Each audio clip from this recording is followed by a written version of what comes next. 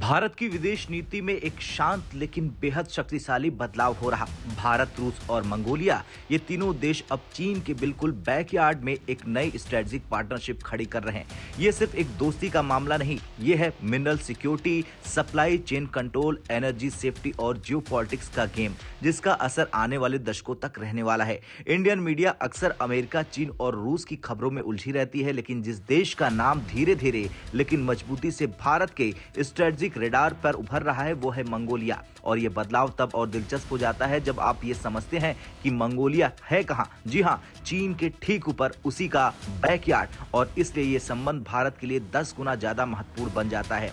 अब चीन के बैकयार्ड में भारत मंगोलिया रिलेशन क्यों इंपॉर्टेंट है? दरअसल कौटिल्य ने कहा था कि आपके पड़ोसी का पड़ोसी आपका प्राकृतिक मित्र होता है। भारत इस सिद्धांत को आज आधुनिक भू राजनीति में लागू कर रहा। मंगोलिया वही पड़ोसी का पड़ोसी है जो चीन के प्रभाव को संतुलित करने के लिए भारत के लिए एक प्राकृतिक रणनीतिक साझेदार बन सकता है। और मंगोलिया आज भारत के करीब जाना चाहता है। क्यों? क्योंकि चीन मंगोलिया रिश्ते पिछले कुछ सालों में लगातार बिगड़ रहे हैं। इनर मंगोलिया में चीन का कल्चर पॉलिसी इंपोज करना, मंगोलियन भाषा पर विवाद, बॉर्डर विवाद, चीनी आर्थिक दबाव। 2023-24 में मंगोलिया में बड़े प्रदर्शन हुए। लोगों ने खुलकर कहा कि चीन उन पर सांस्कृतिक दबाव बना रहा।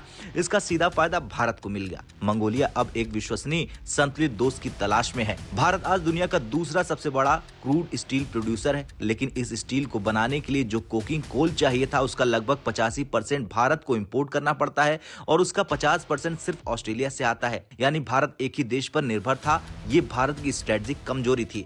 ये वही जगह है जहां मंगोलिया गेम चेंजर बन सकता है, क्योंकि मंगोलिया के पास दुनिया के सबसे बड़े अनटैप्ड कोकिंग कोल रिजर्व है। ये एक हाई ग्रेड कोल है, ऑस्ट्रेलिया से सस्ता और क्वालिटी में बेहतर। भारत सालों से ये कोल लेना चाहता था, लेकिन बीच में एक लॉजिस्टिक पहाड़ खड़ा था। अब मंगोलिया से भारत कोई सामान लाए, सबसे आसान रास्ता चीन से ही गुजरता है, लेकिन चीन यहाँ भी अलाउ नहीं करेगा कि भारत उसके रास्ते से मंगोलिया का कोल ले जाए। बाकी रास्ते भी मजाक थे।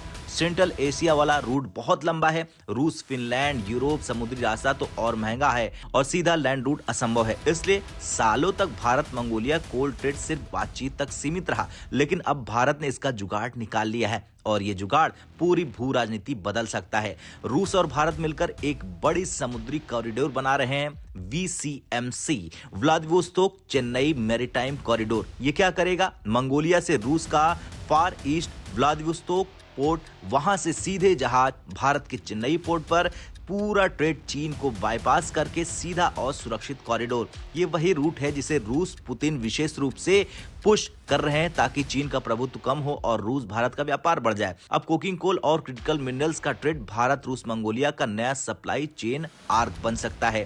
मंगोलिया के पास सिर्फ कोकिंग कोल नहीं है, वो है एक mineral power house. Copper, gold, iron, zinc, rare earth और हाल ही में खोजा गया यूरेनियम रिजर्व। भारत पहले ही मंगोलिया से यूरेनियम इंपोर्ट की बात कर रहा है और रूस इंडिया के बीच क्रिटिकल मिनरल्स पार्टनरशिप पहले से मौजूद है। यानी रूस, मंगोलिया और भारत तीनों मिलकर चीन को बाईपास करते हुए एक नया मिनरल कॉरिडोर बना रहे हैं। ये भविष्य में एशिया का सबसे बड़ा स्ट्रेटेजिक नेटवर्क हो सकता है।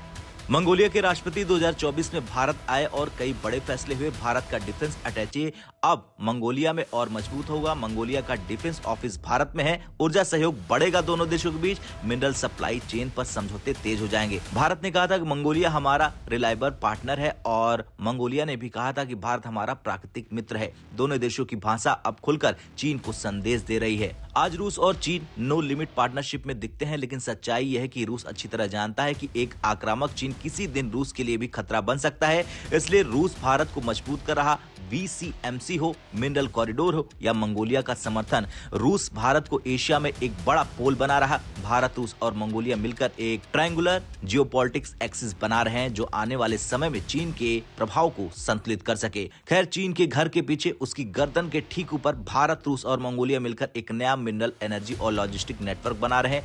ये वही चीज है जिसका डर चीन को हमेशा रहता है कि भारत और रूस उसके चारों तरफ बैलेंसिंग नेटवर्क तैयार कर रहे हैं। इसलिए ये सिर्फ एक ट्रेड डील नहीं, ये है भविष्य का स्ट्रेटेजिक सप्लाई चेन नियंत्रण और एशिया की शक्ति का पुनर्संतुलन। और भारत अपने पुराने सिद्धांत पर लौट रहा है कि शत्रु का रणनीतिक संतुलन मित्र के साथ सहयोग करके बनाओ।